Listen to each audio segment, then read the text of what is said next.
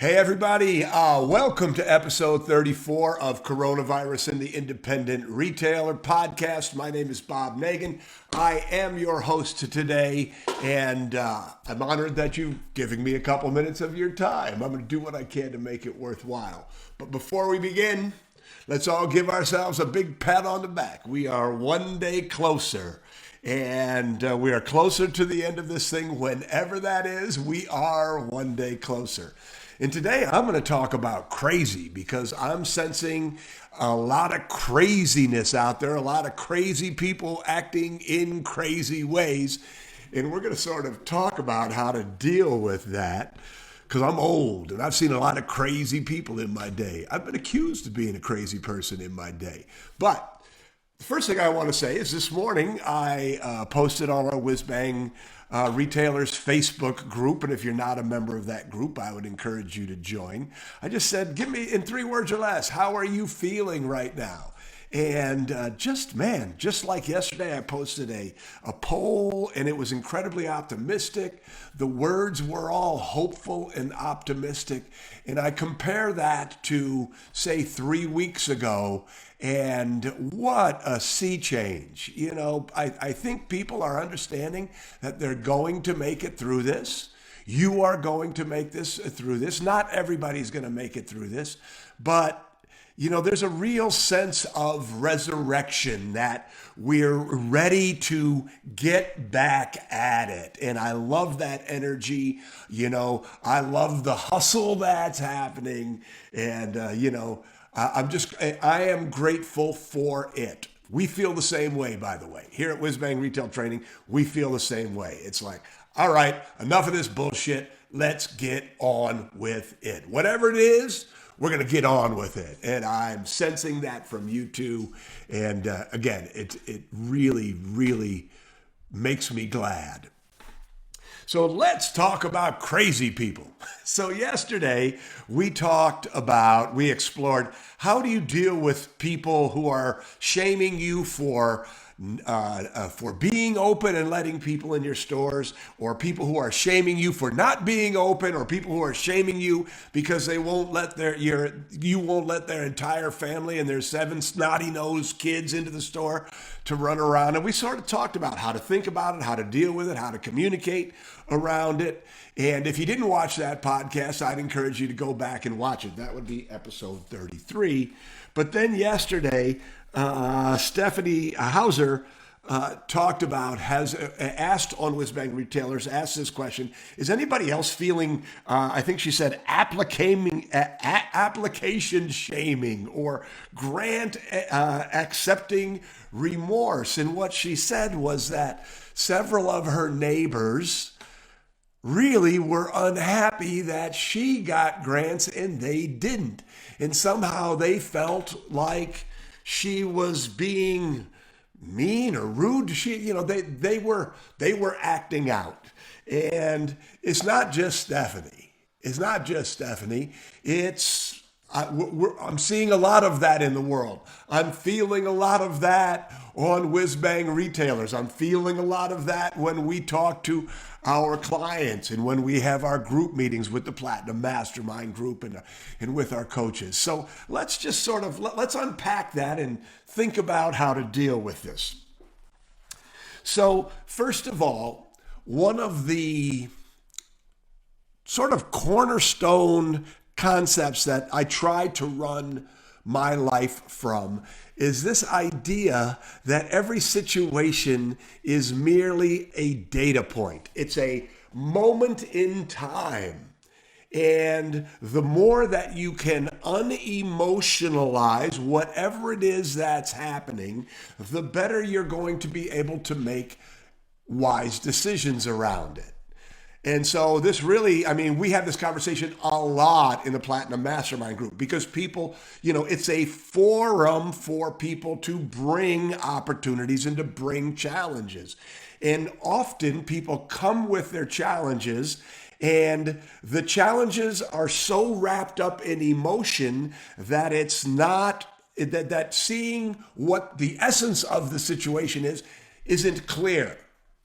But that's what a mastermind does, right? A mastermind goes, wait a second. You're not looking at that correctly. Wait a second. That's bullshit. Or, that's what a mastermind does. So this understanding that everything is just a data point. And it's a data point. It is a moment in time. It is a situation for you to deal with it. And the more that you can unpack the emotion around it, the better you're going to be. Unemotionalize it. And I thought I was good at this, but in the last year or two, I've seen several people who are really good at it. There's a problem. They're like, oh, okay, good. The problem shows the way to the opportunity. The more emotionally wrapped up you get in the problem, the harder it is to see the opportunity. Remember that. Every problem represents an opportunity. Unemotionalize it, look at it clearly, and away you go. So I've read this book, The New Psycho-Cybernetics by Maxwell Maltz. This is the original science of self-improvement and success that has changed the lives of over 30 million people. And it is a classic. It is totally a classic. And like I said, I've read it several times. But I want to go back to the main quote in this book that I have underlined and starred and read many, many times, and I'm sharing it with you. The essence of psycho-cybernetics is the accurate, calm, and ultimately automatic separation of fact from fiction, fact from opinion, actual circumstance from magnified obstacle, so that our actions and reactions are solidly based on truth and not our own or others' opinions. Now, isn't that great? It's a data point. It's not about your opinion, although your opinion matters. It's not about other people's opinions, although other people's opinions matter. It's about the truth of the situation. It's about calm, accurate thinking. And especially now when everybody starts to get crazy, calm, accurate thinking.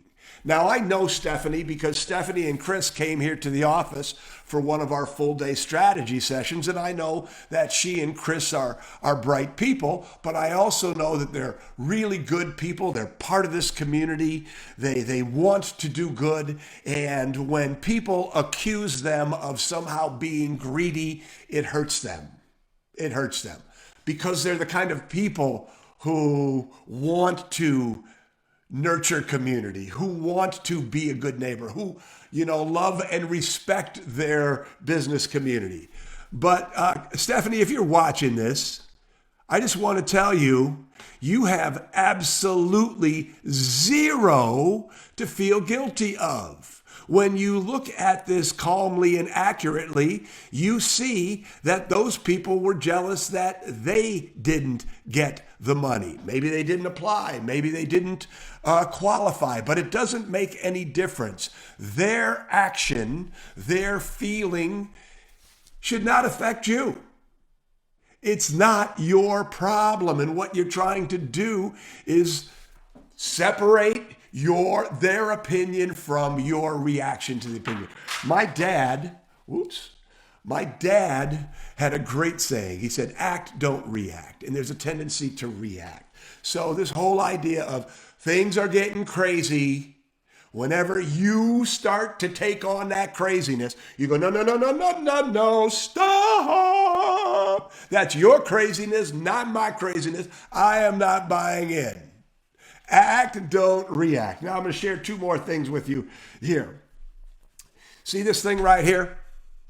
It's a Q-tip. These are two actual techniques to use when you get caught in the craziness, when you start to find yourself emotionally involved with somebody else's bullshit. So this is a Q-tip. And I don't know, a couple weeks before this whole pandemic started, we had a team building exercise in the office. all of us together with our arms around each other. And Ken Barr Jr., who is a certified Gallup strengths coach, came in and really sort of worked us through, strengths finders and how we all fit together, what our strengths are and how we all work together. But one of the things that he shared, that as soon as he shared it, everybody on our team was like, oh, Bob's going to use that because it's so great and I am using it right now. I actually made a real retail TV about it. This is a Q-tip. And you use a Q-tip like that, right? You roll it between your fingers. And so the thing to do, the physical manifestation of you making a mental jump, doing a mental exercise, is whenever somebody starts to drive you crazy, go like this. Go like this under the table. Because you know what Q-tip stands for? Quit taking it personally. Quit taking it personally. So Stephanie, the taco shop thinks that they should have got a grant and you didn't. And they're mad at you. You know what?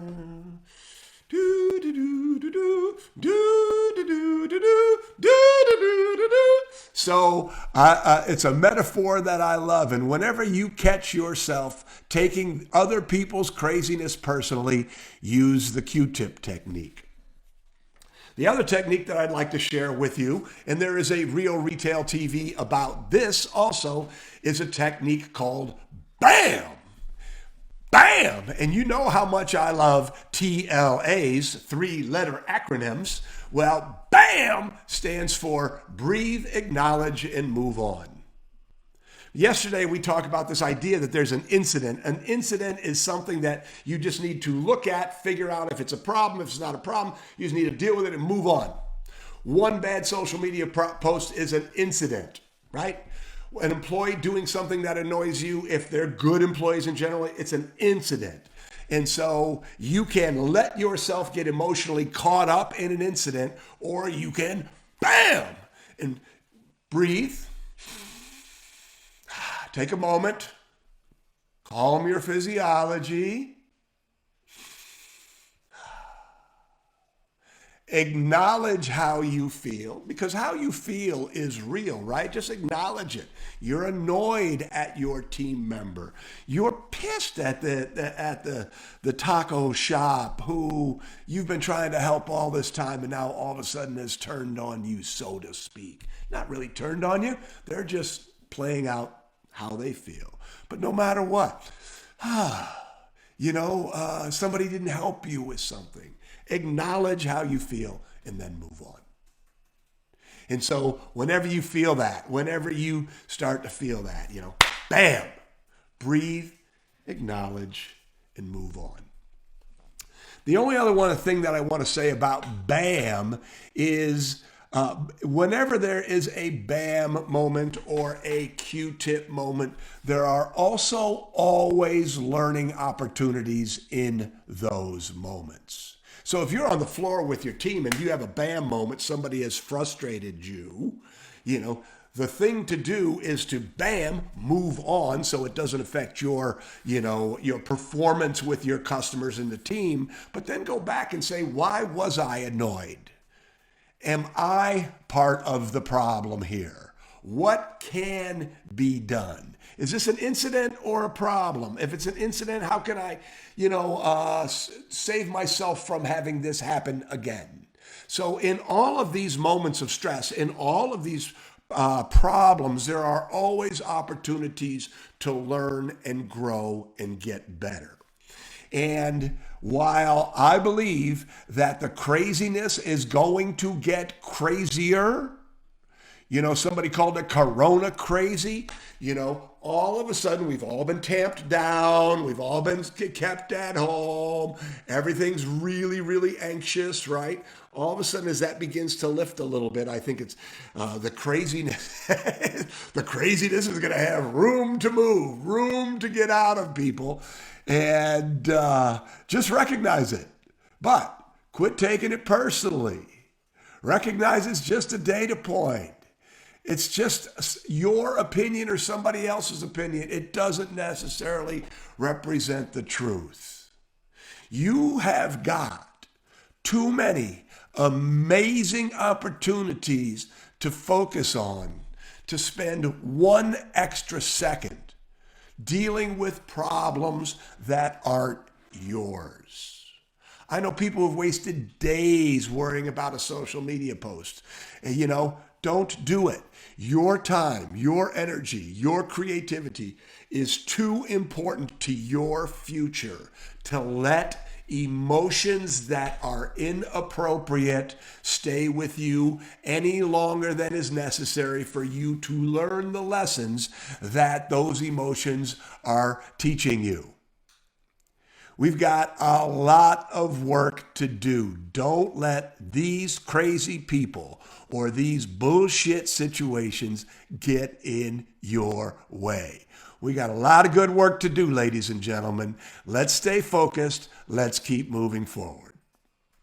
All right, so it's Thursday, only one more day in this work week. I know many of you work on Saturdays and Sundays, but if you haven't followed us on Instagram yet, we're doing Instagram right this time, and we're giving it resources, and we would love to have you follow us. Whiz Bang Training on Instagram. And I believe that is all for right now. I'm Bob Nagan. This has been episode number 34, and I sure hope I get a chance to see you tomorrow.